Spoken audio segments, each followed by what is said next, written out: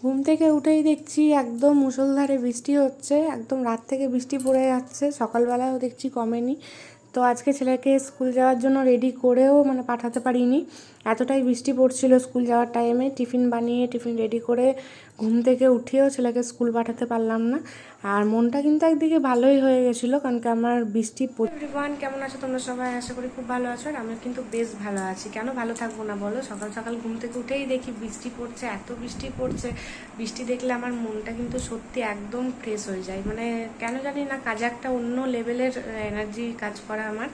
তো যাই হোক, তো বৃষ্টি পড়ছিল সেই জন্য, কিন্তু গরম ছিল, গরম কমেনি।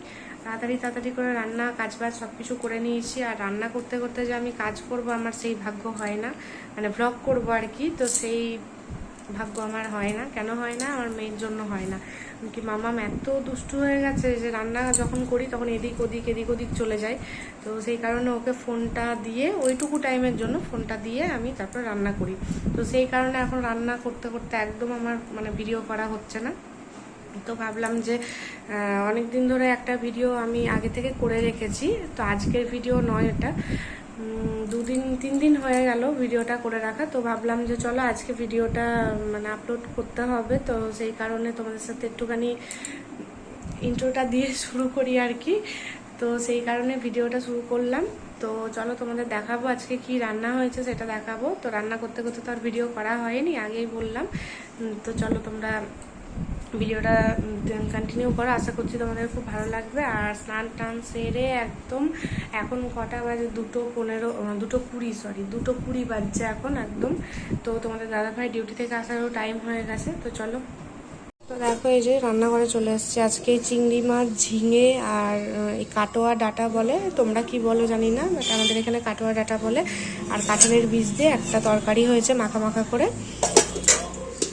আর এখানে হয়েছে হলো কচু চিংড়ি, এই যে আলু দিয়ে কচু দিয়ে চিংড়ি। তো বাকি সবার খাওয়া হয়ে গেছে, আমি আর তোমাদের দাদাভাই খেতে বাকি আছি। ও ডিউটি থেকে এলে তারপরে খাবারটা খাবো। আর এদিকে হয়েছে ডাল, এই যে। এদিকে দেখো ছেলেকে খাবার দিয়ে দিয়েছি, বসে পড়েছে খাবার খেতে। এখন টিভি দেখতে দেখতে খাবার খাবে। এই ছিল আজকের মেনু। কেমন লাগলো অবশ্যই কমেন্টে বলবে। তো চলো তোমরা ব্লগটা কন্টিনিউ করো, আশা করছি তোমাদের ভালো লাগবে। তারপরে সন্ধ্যাবেলা চলে গেছিলাম একটু ইস্কনের মেলাতে। আমাদের এখানে ইস্কনের মেলা বসে এই রথের টাইমটা করে। আর ওখানে গিয়ে না, মানে এইবারে একটা নতুন নিয়ম দেখলাম, যেটা খুবই ভালো লাগলো।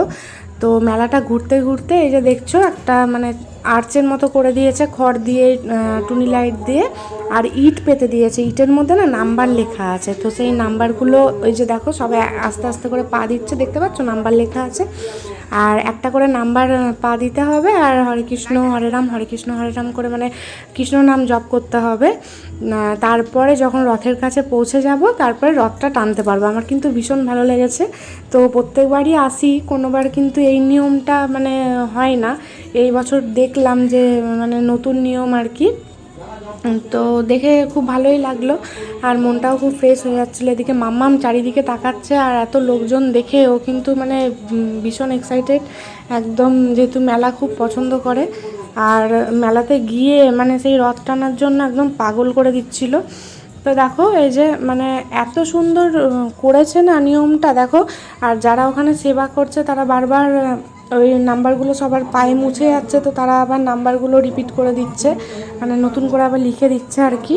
তো আমার কিন্তু খুবই ভালো লেগেছে। দেখো রথের কাছে চলে এসেছি, আর মাম্মাম অনেকটা লম্বা রাস্তাটা ছিল, তো মাম্মাম কিন্তু একদম হাঁটতে পারছিল না। এই কারণে ওকে একটু করে কোলে নিচ্ছিলাম, আবার নামাচ্ছিলাম, একটু করে কোলে নিচ্ছিলাম, আবার নামাচ্ছিলাম। তো এই করে করে রাস্তাটা পার করলাম। তো এত ভিড় ছিল, আর ভয়ও লাগছিলো মামামের হাত ছাড়তে, যেহেতু এদিক ওদিক চলে যায়। তো দেখো দেখতে দেখতে কিন্তু রথের কাছে চলেই এলাম। আর এই যে তোমাদের দাদাভাই একদম সামনে চলে এসছে রথ টানবে বলে। আর আমাদের এখানে কিন্তু দুটো মেলা হয়, একটা ইস্কনের মেলা হয় মানে রথ উপলক্ষে। তো দেখো যেখানে গেছি, আর একটা কিন্তু হয় মানে ইস্কনেরই মেলা, ওটা সবথেকে বড় মেলা। তো ওই মেলাতে এখনও যেতে পারিনি, এই মেলাটাতেই গেছি। এটা যেটা ছোট করে হয়, মানে খুব একটা বড় মেলা না, এটা ছোট মেলা, কিন্তু এবারে গিয়ে খুবই ভালো লেগেছে। আর মামামকে দেখো, মানে ওর বাবার সাথে রথ টানছে, অনেকক্ষণ ধরে পাগল করে দিচ্ছিল রথ টানার জন্য। তো খুব মজা পেয়েছে। দেখো প্যান্ডেলটা কিন্তু একদম দুর্গা ঠাকুরের মানে দুর্গা পুজোর প্যান্ডেলের মতো একদম করেছে। আর ভেতরটা এত সুন্দর করেছে, পুরো মনে হচ্ছে ইস্কনের মন্দিরটা একদম ভেতরটা, মানে খুবই সুন্দর। বলছি না এই বছর মানে একটু অন্য রকমের করেছে মন্দিরটা ভেতরটা। আর দেখো সামনেটাতে সবাই দাঁড়িয়ে সেলফি তুলছে, আর মামামকে নিয়ে কিন্তু একদম সেলফি টেলফি তুলতে পারিনি। আর ফটো এখন তোলা হয় না বললেই চলে। ও এখন দেখেছে বাঁশি, সবাই বাঁশি বাজাচ্ছে, তো এখন ওই বাঁশি কিনবে দেখো।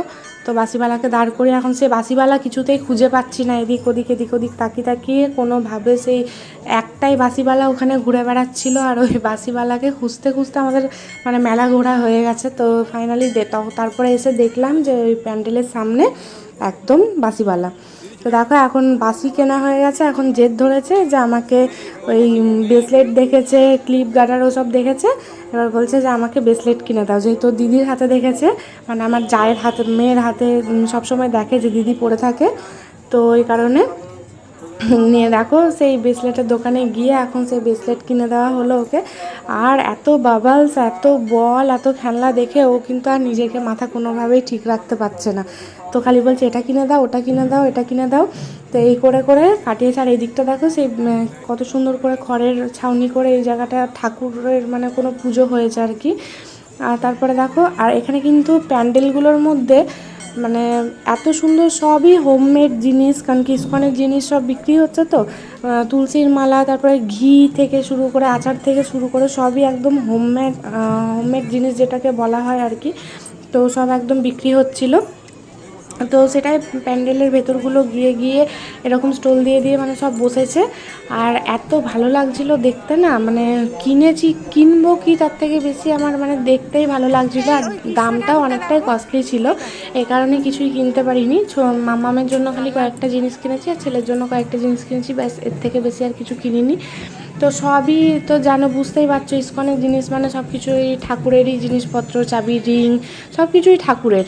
দেখো এদিকে তুলসীর মালা, তারপরে কাসুন্দি, আচার, তারপরে ঘি, এসব বিক্রি হচ্ছিল। আর দেখছিলাম আমি যে বাড়ির জন্য কিছু নেব নাকি, তো এত কস্টলি দাম বলছিল, মানে আমার তো আর একটা দুটো নিলে হবে না, তো এই মায়ের জন্য নিতে হবে, ওই মায়ের জন্যও নিতে হবে, এই কারণে আর মানে নিইনি, জাস্ট ঘুরে সব দেখছিলাম আর কি। আর ওখানে দেখো আরতি করার জন্য ওই প্রদীপগুলো জ্বালিয়ে রেখেছে। আর প্যান্ডেলের ভেতরে এত ভিড়, সেই মনে হচ্ছে দুর্গা পুজোর প্যান্ডেল দেখতে এসেছি আর কি, এরকম মনে হচ্ছিল।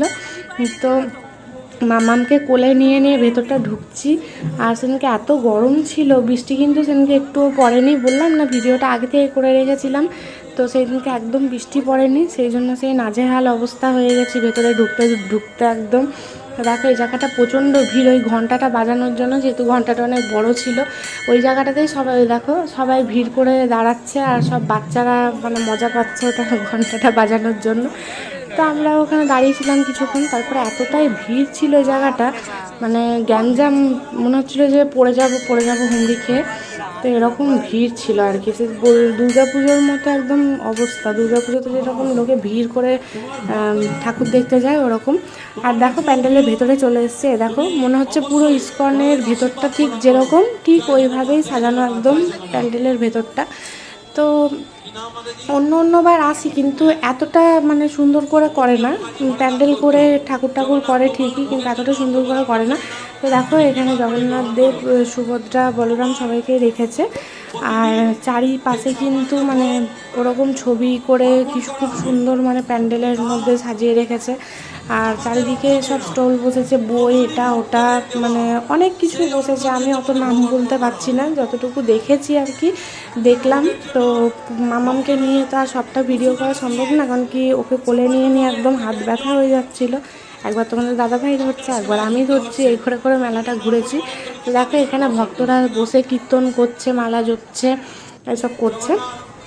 তারপরে দেখো প্যান্ডেল থেকে বেরোনোর সময় একটুখানি নিজেদের ভিডিও করেছি। তো যাই হোক, একটু ফটো তো তুলতে পারিনি, তো এই কারণে ভিডিও করেছি একটু। তো আজকে আর ব্লগটা বেশি বড় করলাম না, আজকে ব্লগটা এখানেই শেষ করলাম। কেমন লাগলো অবশ্যই জানিও, সবাই লাইক কমেন্ট শেয়ার করে দিও, চ্যানেলটাকে সাবস্ক্রাইব করতে ভুলো না। সবাই সুস্থ থাকবে, টাটা।